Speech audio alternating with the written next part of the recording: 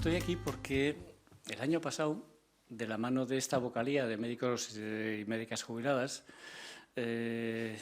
me presenté ante la Junta del Colegio de Médicos con un proyecto y esperando recibir menos de lo que recibí. El proyecto era buscar el apoyo del colegio en una serie de iniciativas que luchaban contra la ELA, contra lo que trae la ELA para quienes lo padecen y para sus familias.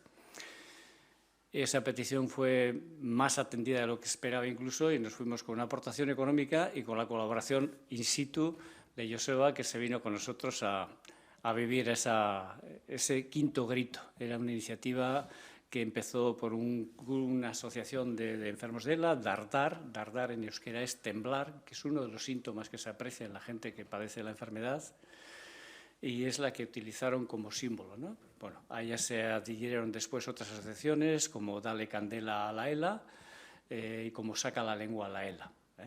Bueno, entonces, lo que os he traído no es lo que se pudo ver en el Euskalduna el sábado pasado, esa era la versión oficial, y yo la que os traigo es la mía, una versión libre, bueno, y que luego discutimos si queréis. Primero, para entrar en materia,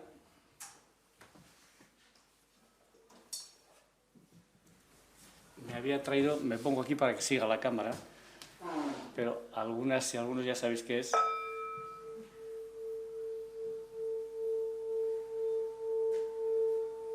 Y así juntamos los pulgares y los índices, nos concentramos y no os durmáis.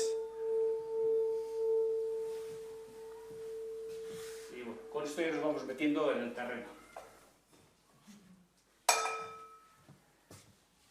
Vamos allá.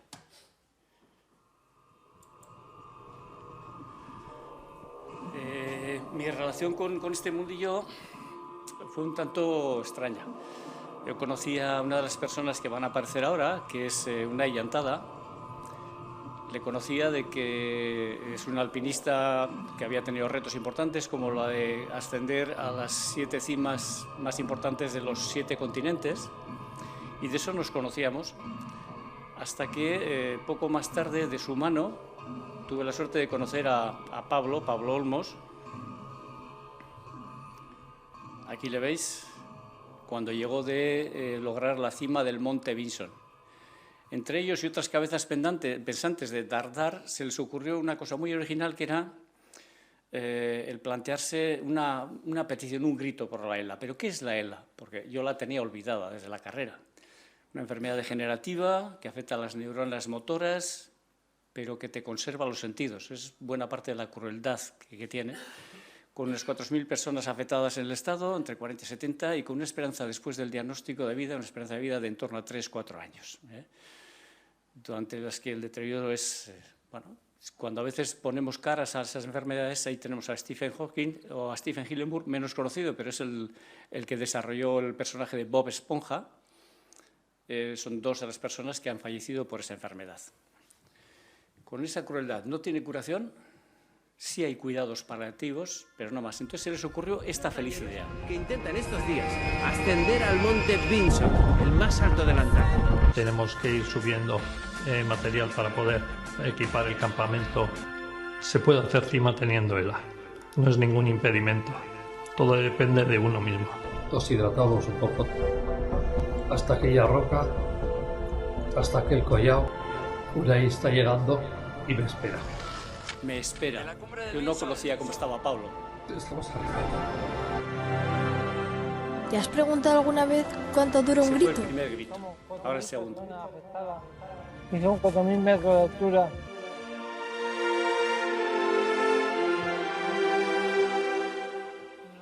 Esta fueron Jaime Lafita, ¿le veis ahí?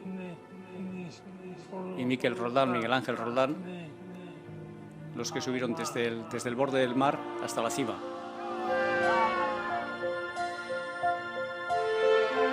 Dos días de marcha. Y se conozca por el público en general, pues esta enfermedad tan terrible que es el ELA. ¿Tiene tratamiento? Sí, tiene tratamiento, pero no tiene curación. Miguel Ángel Roldán, que es el que protagonizó este reto, no era escalador, Esto es muy grande. Me siento afortunado. Este es el 4. El cuarto grito se dio desde la cima más baja. Bruselas está apenas a 13 metros sobre el nivel del mar, pero curiosamente era la cima que más lejos iba a llegar, porque allí tenía lugar la cumbre europea. Fueron recibidos por el presidente del Parlamento Europeo, que falleció unos meses más tarde por cáncer, y quedaba esto. Quedaba el hacer frente a ese quinto grito.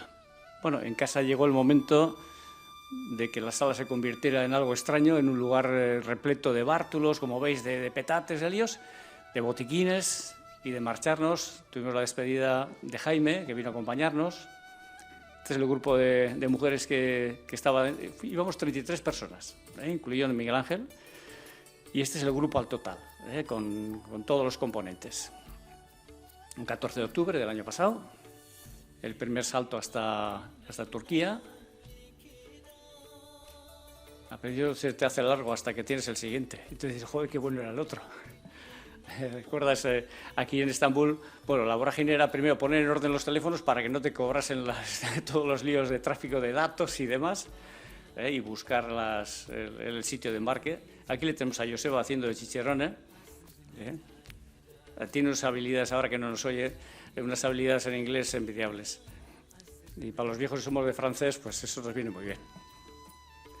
Y al día siguiente llegamos ya a esto. Es un país, Nepal, de unos 150.000 kilómetros cuadrados y casi 30 millones de habitantes, multiétnico, plurilingüe y multirreligioso. Esto es curioso cómo conviven, hay un montón de religiones y de lenguas, la mayoría es hinduista, el 8% budista, casi todos viven en la zona montañosa en el norte, y con un índice de analfabetismo de un 60%, por lo cual un regalo de AUPA es un bolígrafo y un cuaderno. Nos recibieron con la amabilidad habitual, son tremendamente hospitalarios. Aquí estamos todo el grupo con las pancartas y nos fuimos sumergiendo poco a poco en el caos, en ese caos organizado. Bueno, este hotel desde luego no era un caos. Estamos ahí con el jet lag esperando que nos pongan algo de comida y vuelta con los teléfonos o intentando resetear el sistema nervioso porque el golpe realmente es muy duro. Ya ves que el que no está dormitando está mirando a ver cómo consigue fijarse a la red de wifi del hotel para transmitir ya hoy estoy ya o lo que sea. Y aunque estás con una paliza a cuestas, pues lo primero que hay que hacer es visitar lo que se pueda. Hay que aprovechar las olas. Nos fuimos al Templo de los Monos, a Sonambuyá, a impregnarnos de olores, de colores, de esas tradiciones tan fáciles, esa forma de vivir la religión tan externalizada, tan sencilla.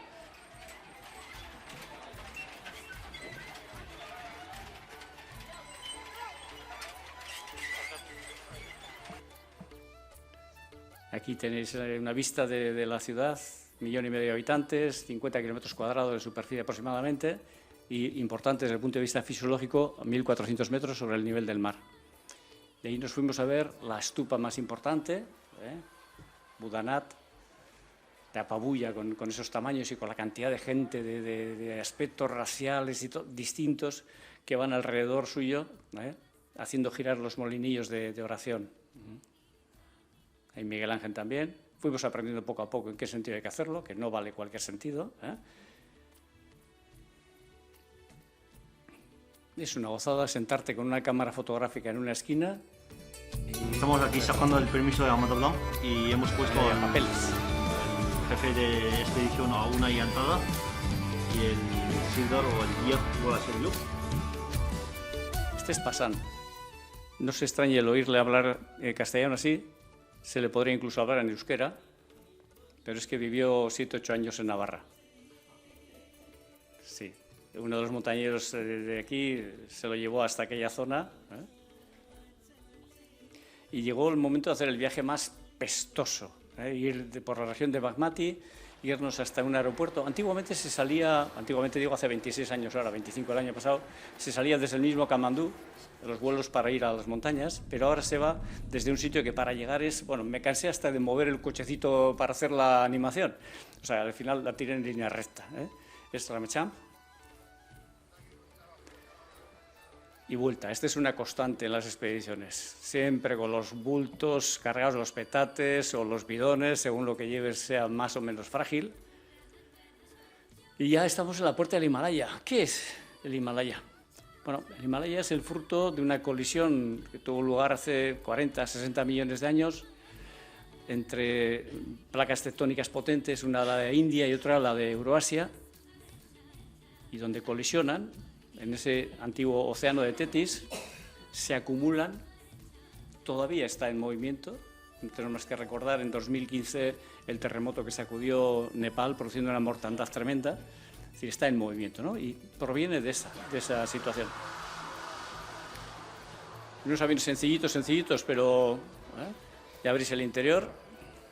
Íbamos incluso con azafata, para que no falte de nada aquí. En algún caso parecía milagro que volase también.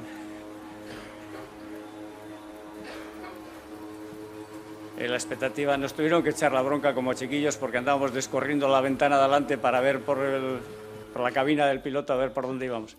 Y llegamos a Lukla.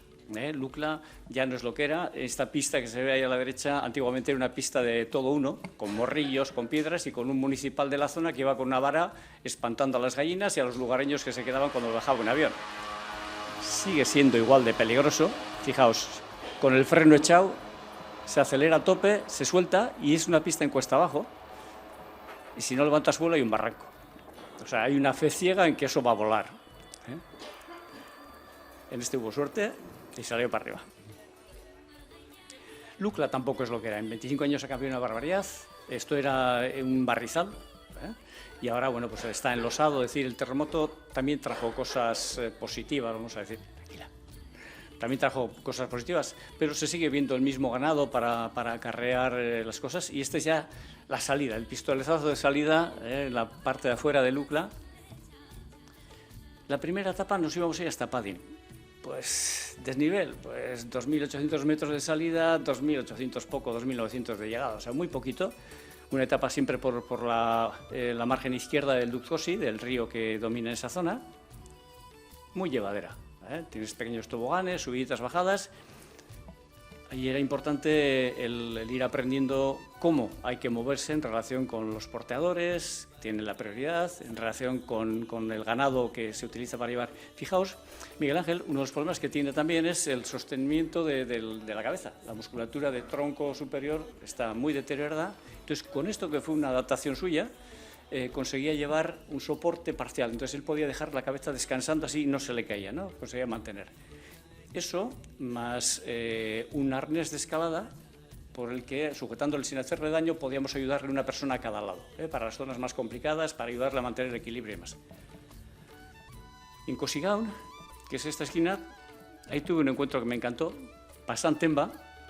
Este es el Sherpa que estuvo con Zabaleta, ahí tenéis a Zabaleta en la otra imagen. La primera que se consiguió la cima del Everest, por parte de alguien de aquí. Y fue un encuentro precioso. Yo no lo sabía, no sabía que íbamos a encontrarnos por el camino. Luego ha habido más gente que estaba en contacto con él, tiene problemas de audición, y entonces está echando una mano a ver si se le puede llevar algo. Las habitaciones, como veis, son muy sencillas y se comen muy bien. O sea, si te acostumbras a comer de todo, bien. El segundo día ya tenía su intríngulis, tenía una etapa, una parte llana, que es muy sencilla, pero que vas cambiando de orillas, con lo cual ya empezamos a tener contacto con los puentes tibetanos, los puentes nepalíes en este caso. Y una segunda parte donde es una cuesta, yo diría que dura, ¿eso va? Dura, bastante. Entonces, bueno, el comienzo inicial, suave, tranquilamente. Aquí veis el primer puente largo que tenemos que cruzar, que para algunas personas fue el bautismo, porque, bueno, pues les daba cierto yuyu el meterse en ello con sus balanceos y demás, pero bueno, enseguida se les atascó la situación. Es tener fe en que no se va a caer en el momento, que será en otro igual. Llegamos también aquí a la entrada al Parque Natural de Sagarmatha. Ahí está Unai explicando, aparte de la gente que venía del trekking, en qué zona estábamos. Ahí tenéis, Sagarramata National Park. En el camino hay viviendas, hay población estable. Entonces, bueno, fijaos un detalle, la voz. Ese soy yo. Luego nos extrañará lo que pasó. Bueno, y ahí seguíamos poco a poco andando, ritmo tranquilo, entre viviendas, entre gente. Podías comprar agua, podías comprar alguna cosa, alguna fruta y pelarla para no tener riesgos y demás, cosas de ese tipo. Ya veis cómo está bastante bien sujeto. Bueno, ellos no necesitan tanto atalaje para andar subidos como las cabras, ya veis. Era época de cosecha. Ahí veis recogiendo, desgranando. Aquí se acababa lo llano. Y aquí va a empezar enseguida la cuesta arriba. Ahí veis dos puentes, por el de arriba vamos a pasar nosotros. Un puente que siempre ha estado muy adornado, ya veis ahora. Y para darle más emoción, delante pues unos 4 o 5 yaks. Está bien. A ver si saltando todos conseguimos que se mueva. Bueno, ya veis las sonrisas que hay en todas las caras, es porque ya se acaba el puente. No creáis que es emociones, no, es que se acaba. Fijaos qué bultos llevaban estos dos porteadores, serían material aislante y demás, porque si no era imposible. Y en una curva del camino nos apareció una joya, una preciosidad, que es Nanche. El terremoto de 2015, el epicentro estuvo debajo de Nanche, en esta misma zona. Ya veis que es en un recoveco que hace la montaña, entre dos ríos importantes. Ya veis qué bonito está puesto, se reconstruyó así. Ojo, esos dos colchones están calefactados. O sea, el siguiente día, ¿qué se hace? Se hace, ya sabéis, una especie de aclimatación en Dientes de Sierra, y entonces ese día íbamos a ir a dar una vuelta más arriba y a volver a bajar. Ese era el objetivo. El objetivo es someter al organismo de 3.400, estábamos ahí, subir hasta Kunde y Kunyun, que estarán a 3.800. Le estresas un poquito el cuerpo y vuelves a bajar a dormir al mismo sitio. Salimos de mañana, coincidimos entonces con la entrada a algunas escuelas de la zona, en la parte alta, y también, bueno, pues con cargas. Ya veis aquí como en esta zona todavía funcionan los ñacs, que es una especie de híbrido entre vaca y yak. Cuando vayan más para 4.000 por arriba, hay el que funciona, el único que anda bien es el yak. Bueno, y estos. Volando vengo, volando voy, volando vengo, por el camino, por el Himalaya, me entretengo. Eso es la hipoxia, No, el ambiente ha sido muy bonito, no ha habido estreses. Aquí es lo que se llama Everest Point, Viewpoint. Se ve la zona de Everest y se ve también la Madablan. Entonces nos fuimos sacando por grupos, todas las chicas. Este es el equipo médico, una enfermera, una trauma, un médico de urgencias y yo que no sé qué soy. Ya veis un camino precioso, con vegetación agradable, con colores, plácido. Bueno, Miquel iba a Mimau.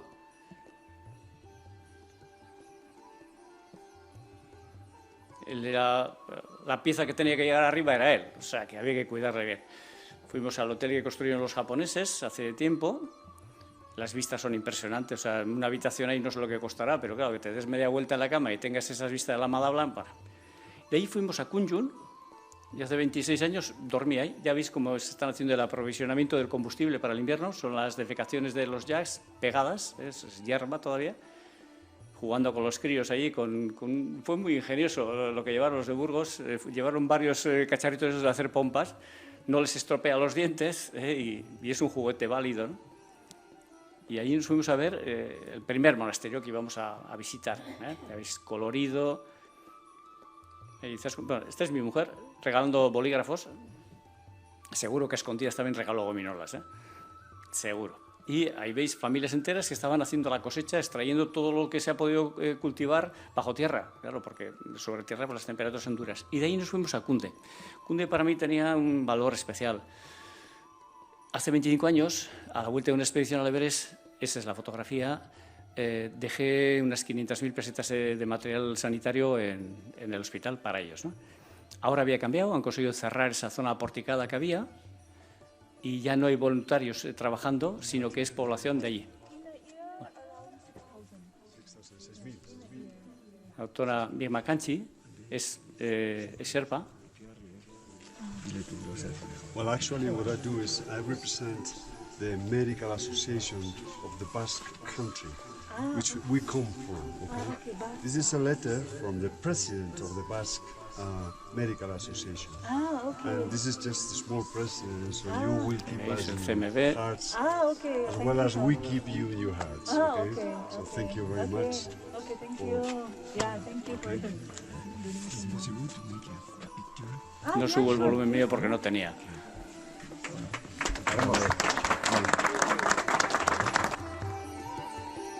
Bueno, ya estamos todo el equipo sanitario. Me gusta más la palabra sanitario, es más amplia. Y ahí fuimos dejando todo lo que pensábamos que no íbamos a utilizar. Les advertimos de que después, ahí les estaba contando que después bajaríamos más material. Cuando acabase la expedición, todo lo que no se utilizaría en la expedición se quedaría para ellos. El siguiente paso que había que cumplir, aprovechando el viaje, era pasar por el monasterio de Nanche. Quienes habéis estado sabéis que es de buena educación, como que dice, el poner un cordón, como los de San Blas nuestro, pero en vez de en San Blas, pues, en la época de año que llegues, ¿no? Entonces ahí tenéis al monje haciendo las oraciones y demás, y luego nos fue atando en el cuello a cada una de las personas, el cordoncito rojo en este caso.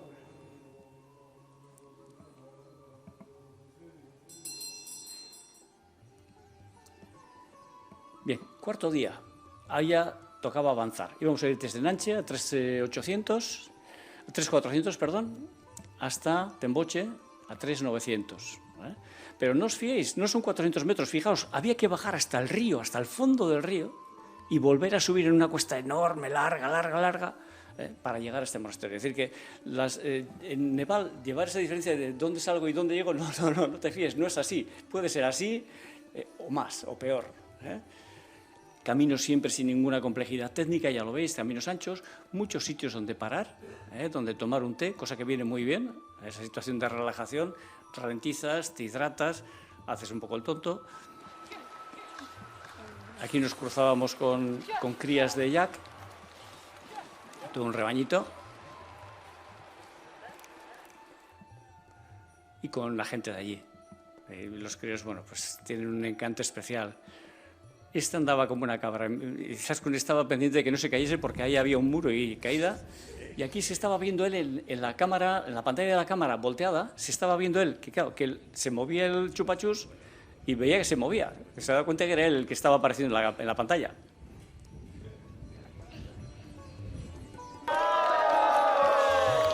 Bueno, los finales de todas las etapas eran así.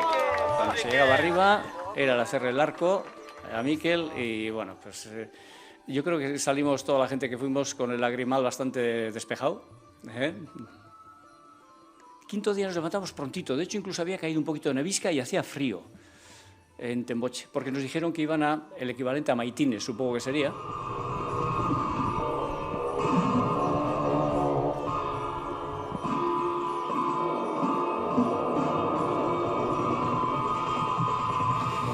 Yo me llevé un montón de fotografías de hacía 25 años de personas y en cada sitio, esta es una, en cada sitio la sacaba donde tomamos un té para que si alguien encontraba, esto es ya veis por el color del pelo que no es de ahora y por el pelo, vamos.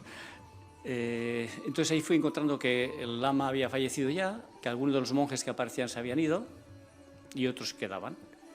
Aquí estábamos, la visita era la visita médica y mientras la visita montañera explicando Unai por dónde se iba a subir y demás, ¿no? Y aquí una vista de Everest, de Lhotse. Vale, Temboche, 3.800 mucho, 3.900. Pamboche, 3.900. Vaya tontería. Sí, trampa. Bajada y vuelta a subir. Fijaos qué bicho, una preciosidad. Ya veis, el ritmo no es más, es que aunque tengas unas facultades físicas tremendas, es que no se recomienda correr. Cuanto más tranquilo vayas, mejor. En todo ese tramo tenemos como referencia el Amadablan, es el monte preferido de Pablo. Bueno, aquí estamos trabajando, eso.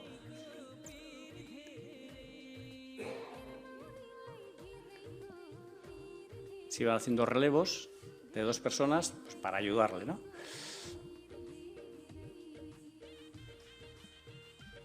Ya veis, habitaciones cada vez un poquito más sencillas, un poquito más pequeñas a veces. Y en Pamboche, como era poco lo que habíamos andado, después de comer se planteó el hacer un recorrido de aclimatación, subir de los casi 4.000 que estábamos, subir hasta 4.500 y volver a bajar. Eso tú sí lo hiciste, ¿no, Joseba? Pero algunos, Miquel, uno de los guías y otras 2 personas más, hicimos parte del recorrido y nos bajamos. Y ahí, fuera del camino, al enseñar, como siempre, al tomar el té, sacar mi álbum de fotos a esto, pues una de las fotos era esta. Y el señor que estaba atendiéndonos, el Sherpa, me dice, my wife. ¿Qué nombre? Que es una foto de hace 25 años. Que sí, que my wife. Pues efectivamente, esta mujer que me había encantado en su momento, hace 25, ahora hace 26 años, la mirada que tenía, brillos en los ojos y demás, es esta. Y era su wife, era su mujer. Fue una gozada. A ella le hizo una ilusión tremenda el tener la fotografía de 25 años. Probablemente no tenía de hace 25 años ninguna fotografía suya. Y aquí está. Algunas de las jornadas, cuando acababa, bueno, había dentro del grupo hay 2 personas que son fisios y entonces le echaban una mano. A veces incluso hacíamos esto, estiramientos y demás. O sea, todo lujo de cuidados. Y nos tocaba subir de Pamboche a Dimboche. Otro camino, esta vez ya sin cruzar prácticamente puentes, uno de hormigón cruzamos, pequeñito, aquí arriba, ahí. Y nos plantábamos a 4.400 metros, ya eran palabras mayores. En cualquier sitio veías, por ejemplo, tallas de este tipo, o mantras, o el Mane Padme Hum, la gente trabajando en el campo, aquí llevando pues lo que podría ser la cama del ganado para la casa, los yaks pastando. Y el pueblito, ya ves, son pueblitos con unas casas muy sencillas, la mayor parte de tejados de chapa. Imagino que si hay un terremoto o lo que sea, eso no va a causar los mismos daños que un tejado sólido, ¿eh? Y unas vistas, esto se veía desde la puerta. Fijaos qué sitio más bonito, en una de las cafeterías del lugar, tomamos un colacao y unos pasteles preciosos.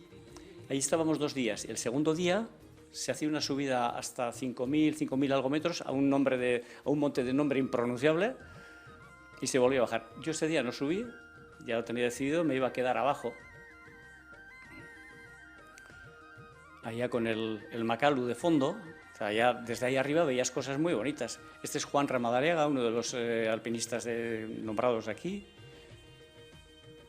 Ya ves qué valles preciosos. Y cuando bajó mi mujer me encontró así. No es que normalmente sea mucho más, pero estaba hecho un guiñapo. Tenía una saturación de oxígeno, si es normal ahí pasar de 80, yo no llegaba a 60. Había estado incluso falseando las tomas diarias que hacíamos, no poniendo, pero estaba pues 15 puntos, 20 puntos por debajo vuestro, pero mi ilusión es a ver si en 2 días ahí conseguía.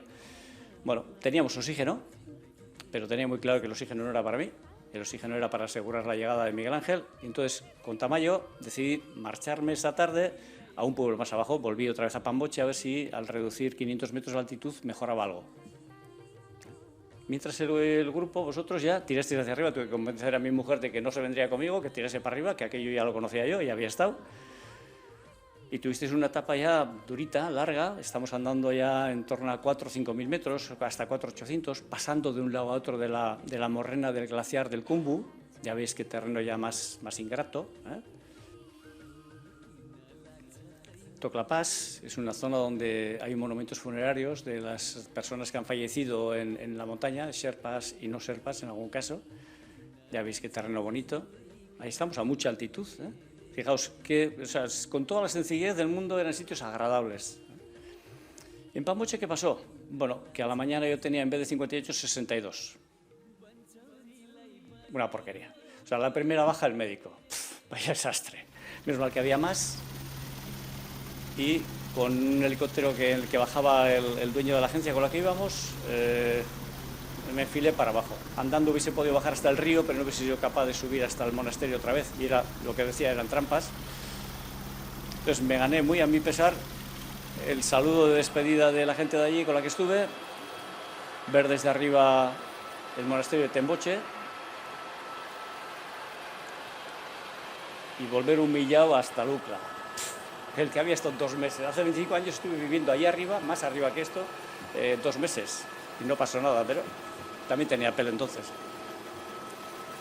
Y ver otra vez Lucla desde el aire y haciendo un cambio de helicóptero allí y cogiendo otros 3 colegas más con patologías de altitud también todos, alguno peor que yo, porque iba incluso con la botella de oxígeno y iba respirando normal. De hecho, había bajado andando con mi mochila, pero bueno. Entonces nos llevaron en un segundo vuelo hasta esos 160 kilómetros a 260 por hora, el GPS Teval está para eso, y nos llevaron a Katmandú. Hay gente que el vuelo en el helicóptero le puede impresionar, a mí me impresionó más el viaje en esto. Esto, entre el tráfico de Katmandú, eso sí que era riesgo. Este es el hospitalillo que me llevaron, al Era International Hospital. Ahí está el petate mío y la mochila detrás. Y mientras yo soy de compañía, tenían la etapa más dura por altitud y porque hizo frío. Una etapa todo el rato por la morrena derecha del glaciar y cruzando alguna de las morrenas centrales de los glaciares laterales hasta llegar a la zona de Kalapatar. Se planteaba en su momento el ir hasta el campo base del Everest también, pero por lo que les habían comentado estaba bastante agrietado y demás. Y se ve mejor desde arriba que desde abajo, de hecho. Ya había estado en las 2 zonas y no tiene... y estar codeándote con el Everest, con el Nupse, con el Pumori que salía en la fotografía anterior, pues es un placer. Este día Miguel Ángel fue con el oxígeno hasta ahí.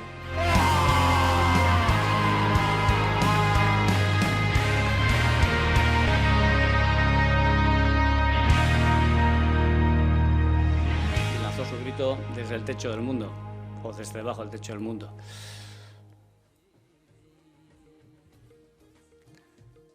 Pues imaginaos las emociones como estaban ahí, ¿no? O sea, deshidratado sí, pero no solo por la altitud. Y allí quedó 5 banderas del colegio: integridad, servicio, compromiso, competencia y humanidad.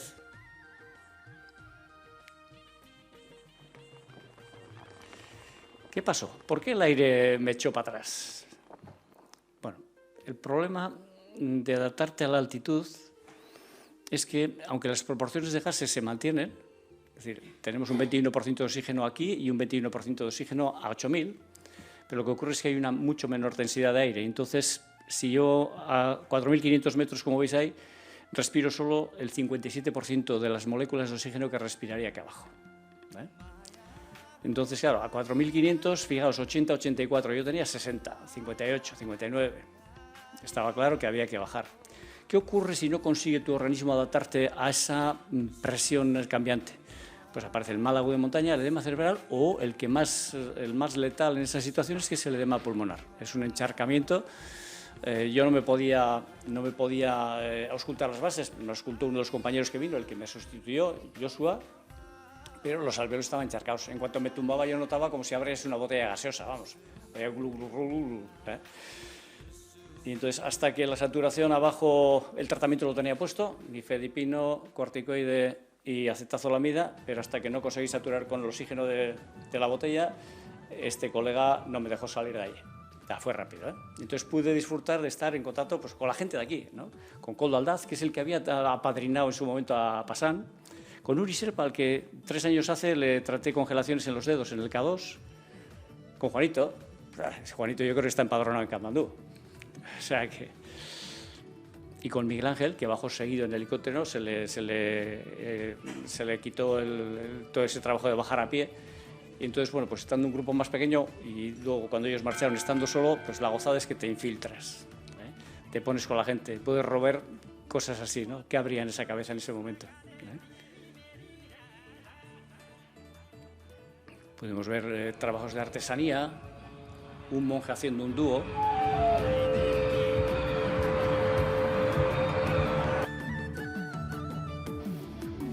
Fui aprendiendo el regateo, el arte del regateo, cómo había que hacerlo, encontrando preciosidades en rincones.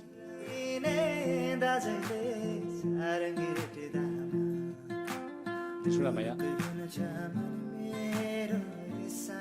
Es curioso cómo viven los hinduistas la muerte, ¿eh? No había ningún impedimento para que tú estuvieses entre ellos y le lavan con el agua del río Bagmati, le lavan la cara, le lavan genitales. preparan una serie de alimentos que los han estado preparando aquí debajo nuestro, estaban preparándolos, los bendicen y demás, hacen sus oraciones, y el siguiente paso era pues ponerlos en las pilas funerarias y arrojar todas las cenizas ya al río.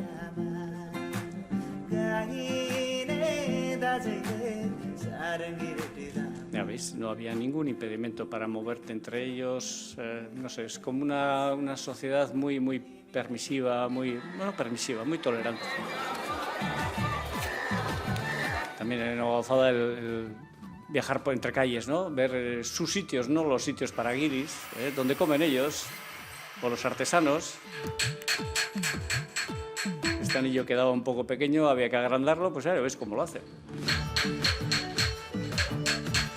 Sí, quedó bien, ¿eh? O tomarte una Coca-Cola en la calle tranquilamente, con mezclado, no llamas la atención. Ya me hubiese gustado tener este en vez del que he traído. Fijaos cómo hace prácticamente hervir el agua, no hierve, simplemente son las vibraciones. Y fijaos una técnica de terapia.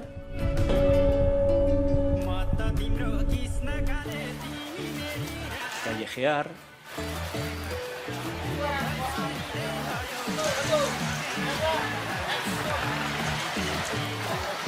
Tuvimos la suerte, además, de cerca de donde estamos alojados, cerca de Tamel, de encontrar, saliéndonos apenas unas pocas calles, de encontrar a ellos haciendo su vida, ¿no? Recogiendo el agua, charlando en un soportal, el futuro, la gente que estaba de estudios y demás, el presente o el pasado, gente tranquilamente durmiendo en esto.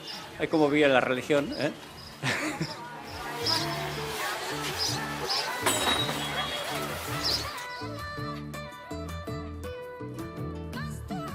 Ya ves, iban alrededor del templo, pues tocando las campanas. Los collares que luego nos regalaron en uno de los sitios. Ceremonias de la religión está muy en la calle en esos sitios.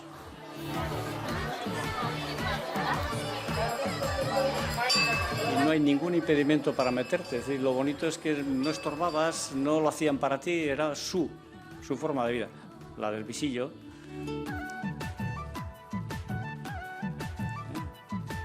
¿Veis qué forma relajada? Bueno, nuestros colegas. Si a alguien le gustan las motos, una Royal Enfield. Y en sitios que se habían podido renovar después de haber sufrido los terremotos, pues la verdad es que eran bonitos, ¿eh? Es una sociedad muy atractiva. Fijaos, en medio de la calle, de repente un grupo de tibetanos tocando sus trompas y pidiendo por las calles, fuera por los comercios.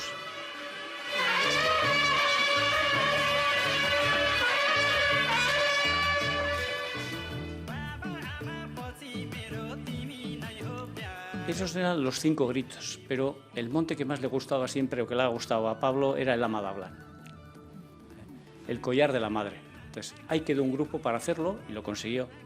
Y otros, poco a poco nos tuvimos que ir yendo a los aeropuertos y empezar a pensar en casa. En casa nos enteramos de que habían conseguido, después de mucho esfuerzo, 2 del grupo conseguir ese regalo para Pablo. Aquí estamos a la vuelta cuando llegaron los últimos ya. Y con eso se cerraba ese proyecto de dar, esos 5 gritos,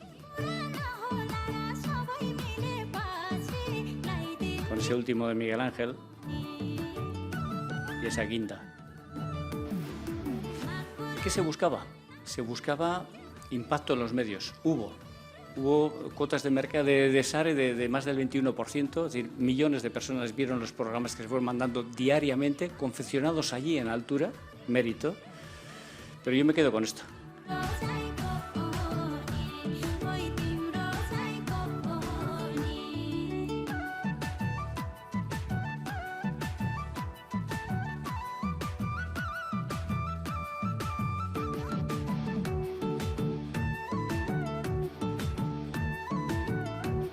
Allí nos han quedado 5 banderas del colegio, que los vientos de Siberia y el monzón se encargarán de menearlas con la esperanza de que esas buenas intenciones vayan al aire, se difundan y sean realidad. Y con eso acabo.